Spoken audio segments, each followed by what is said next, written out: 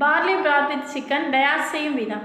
First cooker சூடாக்கி 1 teaspoon oil ஊற்றி கொஞ்சம் பூண்டு, சின்னதாக கட் பண்ணிய வெங்காயம் போட்டு வதக்கி, வெங்காயம் பச்சை வாசம் மாறியதும் கொத்தமல்லி தண்டு கொஞ்சம் போட்டு 1 நிமிஷம் வதக்கி, பார்லி ஊற வைத்தது போட்டு கிளறி விட்டு, இது கூட தக்காளி, கேரட், பீட்ரூட் போட்டு கிளறி விட்டு, உப்பு போட்டு வதக்கி, தண்ணி ஊற்றி மூடி 4 விசில் வரும் வரை வைங்க. 4 விசில் வந்தவுடன் ஸ்டவ் ஆஃப் பண்ணுங்க. இனி ஓப்பன் பண்ணி பார்லி வெஜிடபிள் நைஸாக வெந்திருக்கு பாருங்க.